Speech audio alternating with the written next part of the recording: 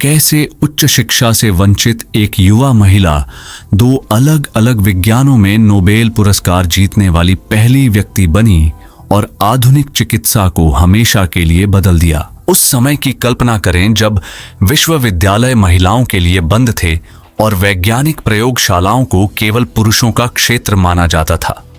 उस दुनिया में एक महिला ने न केवल विज्ञान के क्षेत्र में प्रवेश किया बल्कि इसे हमेशा के लिए बदल दिया। वह महिला मैरी क्यूरी थी, एक वैज्ञानिक जिसके दृढ़ संकल्प, साहस और अभूतपूर्व खोजों ने भौतिक दुनिया की हमारी समझ को बदल दिया। एक सदी से भी अधिक समय के बाद उसका नाम दृढ़ता, नवीनता और ज्ञान की निरंतर खोज का पर्याय बना हुआ है। मैरी क्यूरी का जन्म 1867 में वार्सो, पोलैंड में मारिया सालोमिया स्कोलोडोव्स्का के रूप में हुआ था। उस समय उच्च शिक्षा प्राप्त करने वाली महिलाओं के लिए अवसर गंभीर रूप से सीमित थे। अपने सपनों को छोड़ने के लिए तैयार नहीं, मैरी फ्लाइंग यूनिवर्सिटी में शामिल हो गईं, एक गुप्त शैक्षिक नेटवर्क जो अधिकारियों के ध्यान से बचने के लिए बदलते स्थानों में कक्षाएं आयोजित करता था। वहां उन्होंने महिलाओं पर लगाए गए प्रतिबंधों के बावजूद अपनी पढ़ाई जारी रखी। इन शुरुआती संघर्षों ने उन्हें एक सबक सिखाया जो उनके जीवन को परिभाषित करेगा। पेरिस में जीवन एक वैज्ञानिक कैरियर बनाने के लिए दृढ़ संकल्पित मैरी पेरिस चली गई और सोरबोन विश्वविद्यालय में दाखिला लिया। पेरिस में जीवन आसान नहीं था। वह एक छोटे से कमरे में रहती थीं, अक्सर भोजन, हीटिंग और बुनियादी आवश्यकताओं के लिए संघर्ष करती थीं। जीवनी संबंधी विवरणों के अनुसार वह कभी कभी अपनी पढ़ाई के लिए खुद को समर्पित करते हुए रोटी, मक्खन और चाय से थोड़ा अधिक पर जीवित रहती थीं। इन कठिनाइयों के बावजूद मैरी ने अकादमिक रूप से उत्कृष्ट प्रदर्शन किया, भौतिकी और गणित में डिग्री हासिल की। उनकी गरीबी उनकी महत्वाकांक्षा को खत्म नहीं कर सकी। पेरिस में अध्ययन के दौरान मैरी की मुलाकात पियरे क्यूरी से हुई, जो एक प्रतिभाशाली भौतिक विज्ञानी थे, जो उनके पति और अनुसंधान भागीदार दोनों बने। साथ में उन्होंने मामूली प्रयोगशाला स्थितियों में काम किया जो आधुनिक मानकों के अनुसार अकल्पनीय प्रतीत होती थी। उनकी प्रयोगशाला में स्थापित वैज्ञानिकों के लिए उपलब्ध कई संसाधनों का अभाव था, फिर भी यह क्रांतिकारी खोजों का जन्म स्थान बन गया। 1898 में दंपति ने एक नए तत्व की खोज की जिसे मैरी ने अपनी मातृभूमि पोलैंड के सम्मान में पोलोनियम नाम दिया। इसके तुरंत बाद उन्होंने रेडियम की खोज की, एक वह तत्व जिसके असाधारण गुण वैज्ञानिक अनुसंधान के लिए पूरी तरह से नए क्षेत्र खोलेंगे। मैरी ने उस घटना के अध्ययन का भी बीड़ा उठाया जिसे उन्होंने रेडियोधर्मिता कहा, एक शब्द जो आज भी विज्ञान के लिए केंद्रीय बना हुआ है। रिकॉर्ड और मैरी क्यूरी की उपलब्धियों ने सदियों से चली आ रही बाधाओं को तोड़ दिया।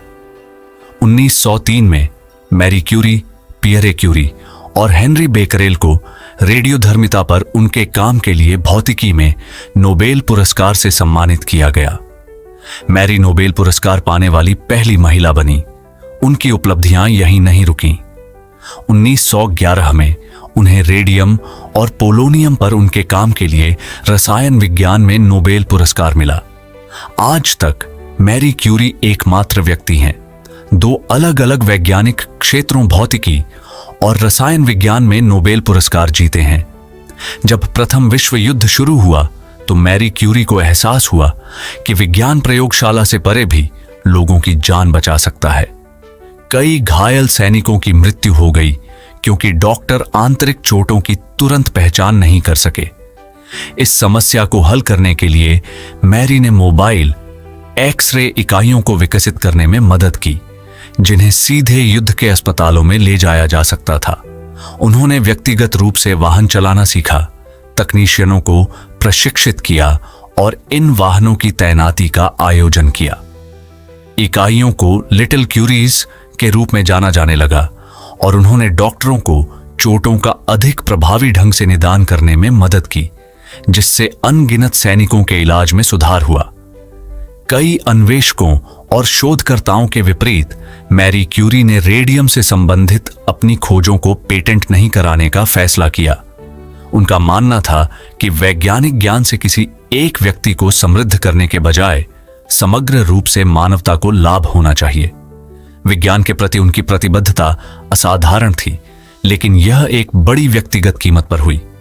उस समय लंबे समय तक विकिरण जोखिम के खतरों को पूरी तरह से समझा नहीं गया था। वर्षों तक मैरी ने सुरक्षात्मक उपकरणों के बिना रेडियोधर्मी सामग्रियों को संभाला, अक्सर अपनी जेबों में नमूने रखती थीं और उन्हें अपनी प्रयोगशाला में संग्रहित करती थीं। दुनिया को बदलने वाली खोजों ने धीरे धीरे उसे नुकसान पहुंचाया। 1934 में मैरी क्यूरी की अप्लास्टिक एनीमिया से मृत्यु हो गई, जो लंबे समय तक विकिरण के संपर्क में रहने से जुड़ी बीमारी थी। आज भी उनकी कुछ नोटबुक और प्रयोगशाला के कागजात रेडियोधर्मी हैं और उन्हें विशेष सावधानियों के साथ संभाला जाना चाहिए। फिर भी उनका प्रभाव आधुनिक दुनिया को आकार दे रहा है। कैंसर के उपचार और चिकित्सा इमेजिंग से लेकर परमाणु भौतिकी और वैज्ञानिक अनुसंधान तक अनगिनत प्रगति की जड़ें उनके अग्रणी कार्य में निहित हैं। मैरी क्यूरी की कहानी वैज्ञानिक खोज की कहानी से कहीं अधिक है। यह एक ऐसी महिला की कहानी है जिसने समाज द्वारा उस पर लगाई गई सीमाओं को स्वीकार करने से इनकार कर दिया।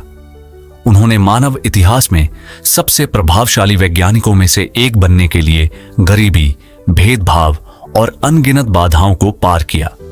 उनका जीवन हमें याद दिलाता है कि सच्ची महानता परिस्थिति से नहीं, बल्कि दृढ़ संकल्प, जिज्ञासा और ज्ञान को आगे बढ़ाने के साहस से निर्धारित होती है, चाहे वह कहीं भी हो।